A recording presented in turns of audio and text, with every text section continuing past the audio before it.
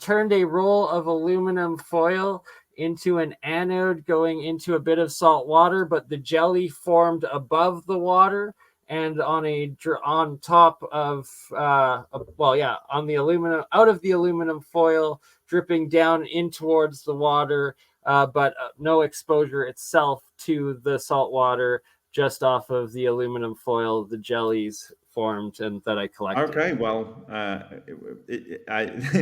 when you put it into an SEM, you kind of have to have it dry. So, is it something that will dry?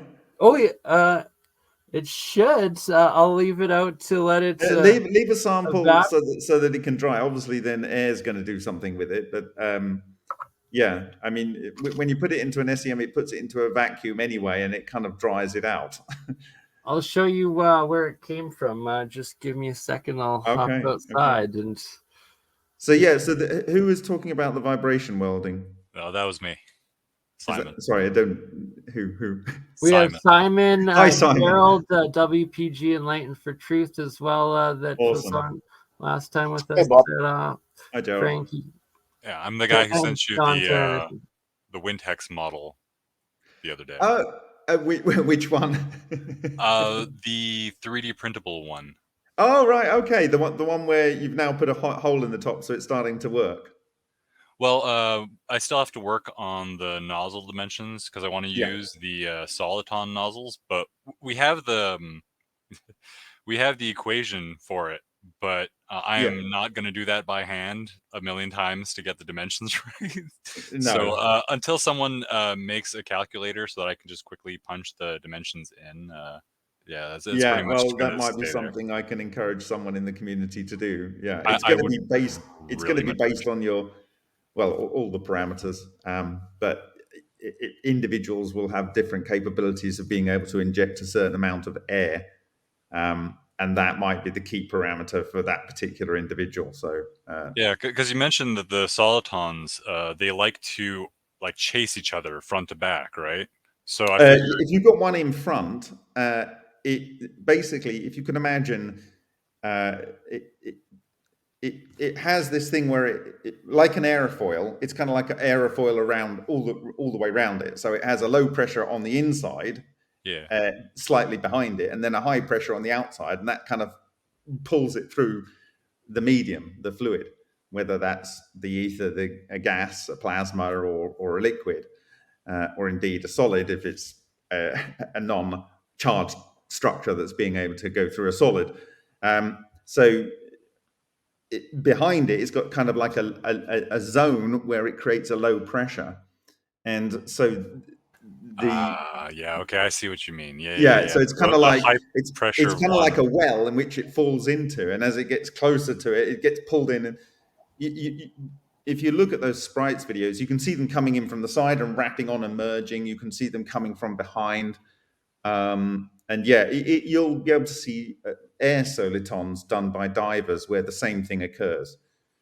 Yeah, I was looking at a thing, German project where it was basically a giant vortex cannon, but they filled it with very fine coal dust, and so when they fired it, the coal dust would ignite and it would keep feeding the vortex and keep getting bigger and bigger and bigger, and it was for anti-aircraft use. Right. Well, I mean, these. If you've seen divers underwater create a soliton, they're able to knock over stones that have piled up underwater at quite some distance, and so the structures are very stable. Sorry, what? I just want to interject for a question. I'm sorry. It's for Bob. It's Gerald here. Is the Windex, is it size dependent? Does it have to be to those parameters that we originally talked about, or can it be reduced in size to some degree? My view on the size is there will be quantization and resonance involved, and so that I understand. Yeah, so if you look at, for instance, the exotic vacuum objects, they're typically like 1 micron, 5 micron, 20 micron, 100 micron, or something like that, right? Because they're kind of fractal. And if you can imagine, and so I don't know whether it's that important when you get to a very big one. It might be just very important when it's very small, because you're not looking for it to be too perfect when it's that big, because you're after a very, very weak effect. You're not trying to do nucleon exchange or nuclear decay. Right. It's a much more subtle effect. But what we're looking at actually at the moment is, the WindHex air blowers are coming soon, and the other parts are coming. So I'm going to have an update probably this coming week. Awesome. And hopefully, what Tony has done is he's configured the new design, which you're going to be able to have a look at in the next couple of days, to allow for, if necessary, adding heat in there and adding moisture. I don't think we're going to see really much of anything exciting until there's some means of having charged particles in there. And with the dry, cold air coming out of the compressed air tanks, and only for a small amount of time, you don't have the ability to build up charge and charge vortices, which is necessary for creating the toroidal moment. So I don't know whether Simon, maybe, I know Henk has found that you only get the air coming out the top if you inject quite a lot of air, and then you reach some kind of equilibrium with. That's why I wanted to put a Tesla valve on the top end, so that way the air can only go up and not down the chimney. And that way you're going to have these are interesting additions. But the one thing you must do when you're trying to replicate what already works is to never add your own flair. Yeah. Always assume to do exactly what the thing did that worked. So for the size of the WindHex, I'm pretty well convinced that the entire cavity it basically functions as a Helmholtz resonator. So like the entire thing is like stretching outwards and then compressing inwards at a certain rate. And that's going to be dictated by the internal volume, but also the size and the length of the nozzle at the bottom. So you could tune it that way, but you're going to have like a very limited range depending on it. We've also had discussions of putting an electromagnetic coil at the top of the opening of the WindHex and maybe adding some form of electrostatic force to it. So, or we could throw some electret in there and have that ground up. See what that does. Or just a straight discharge.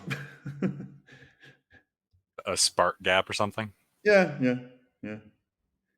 Hold on a sec. I've got to flip my burgers. I'll be back in a minute. Otherwise, I'm going to be eating charcoal. Give me a sec. Of course. It sounds delicious. No worries, Bob, and thank you for joining in while you can. And I love burgers. Good old Alberta beef. I hope they're cheeseburgers. I just am getting my little electrolysis reactor going here to demonstrate a couple things while we have the good Bob with us. But I also have to step outside to go grab that aluminum jelly mix. I don't even know what to call it. I guess it's an electrode. I wanted to show. Never mind. I was going to show these photos and we can do it later, but no. By all means, please do right now. Well, it's a little bit back to right before Bob showed up, and I changed subject. Is it everybody okay with our ADHD layout here? That's what it's all about. We bounce all over the map. You never know what dots we're going to connect. So, by all means, sister. Well, that's how we encourage variety. Yeah, I think we've talked about this, that it's kind of important, and that to give people the perspective that even if you think like you just have the creative mindset to sort of activate that more logical mindset and challenge yourself, that's something I've done. And this is that Heart Mountain area where I found those circles. And I was going through some of my old photos of the edges, I just thought it was really interesting after you're looking at some of the pyramid stuff. I know it's not exactly in the shape, but there's a lot of layering and plateauing in this area. This is considered part of the Modoc Plateau. And I'm very curious about that structure in that area. There's a lot of that red sand. There's a lot, you know what I'm talking about, that you were talking about. Anyway, Bob's back, so let's get back to what we were talking about. I just thought it would be a brief interlude. I don't want to take up your mind time. Oh no, no, Bob, please. Okay, all right. Yeah. So, in my view, we know it works. How is it working? I believe it's necessary to have the charges in there. When you're talking about this at the extremely small level, your things like benzene rings and perovskite structures are creating these, in chlorophyll, there's areas of chlorophyll, they're creating this toroidal moment.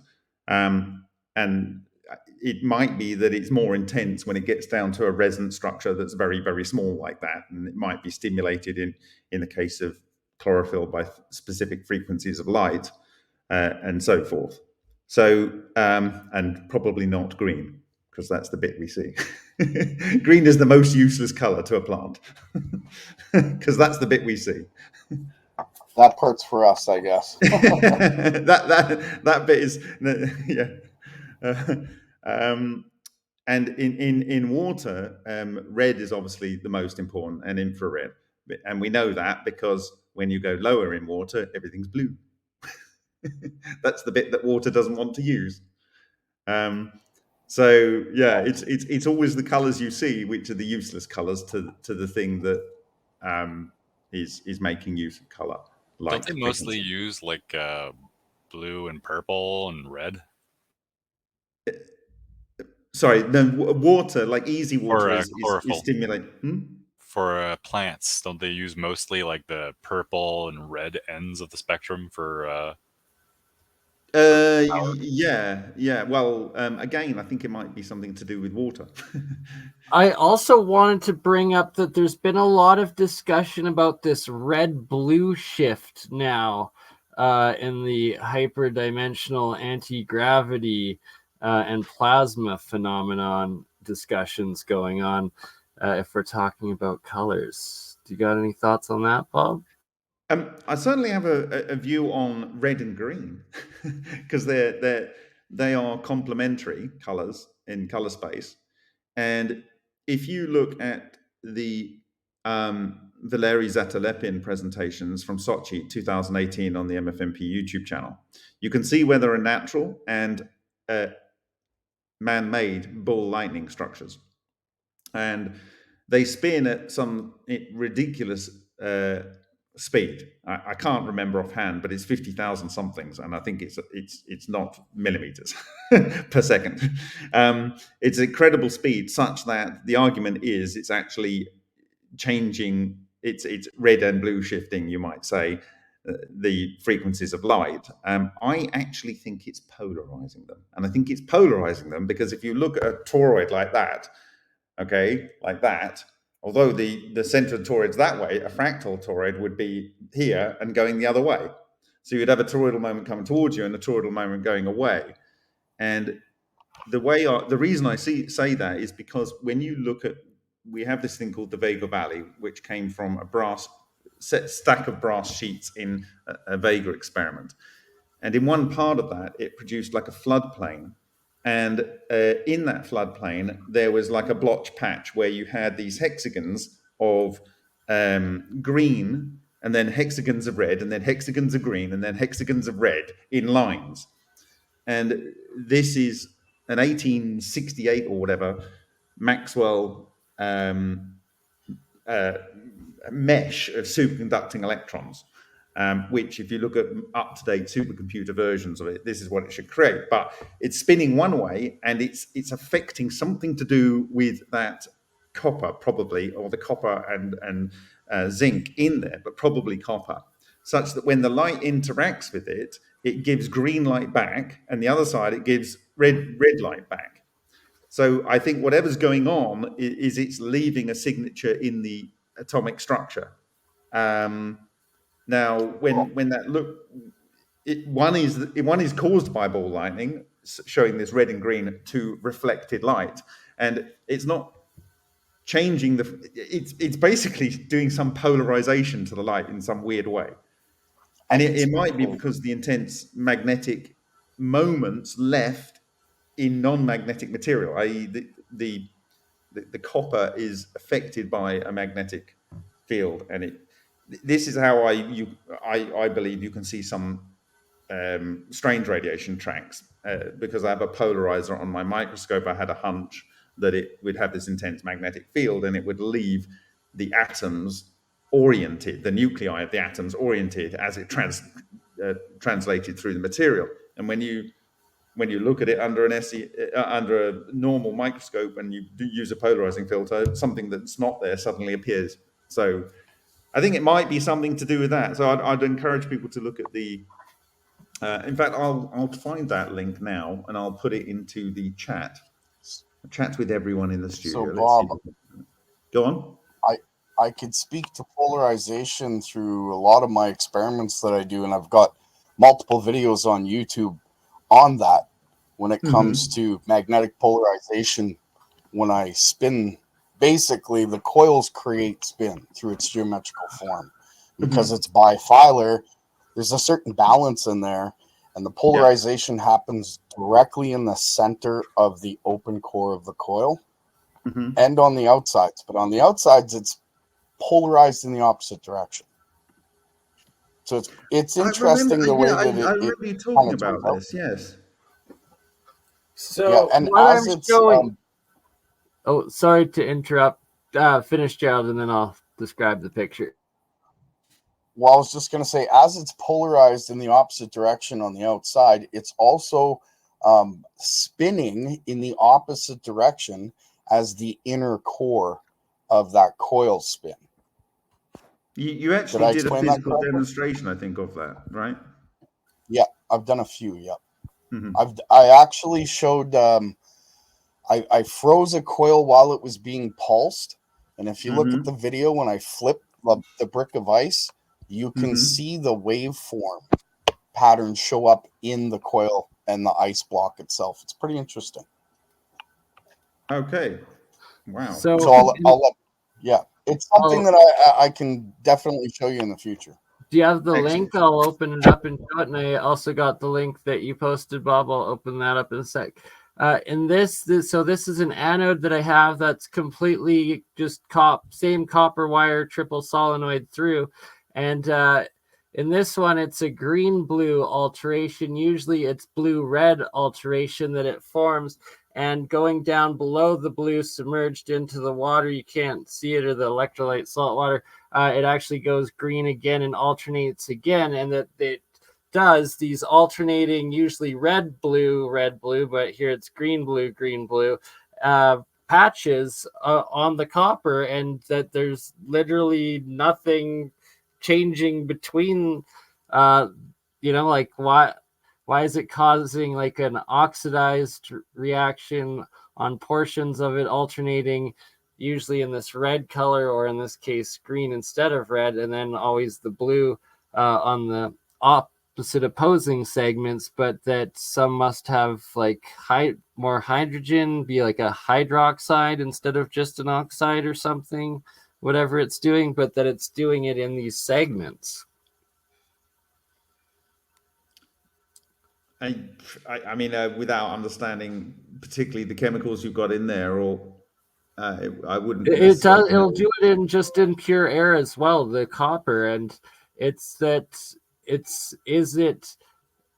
why do we make magnets as red and blue south and north poles?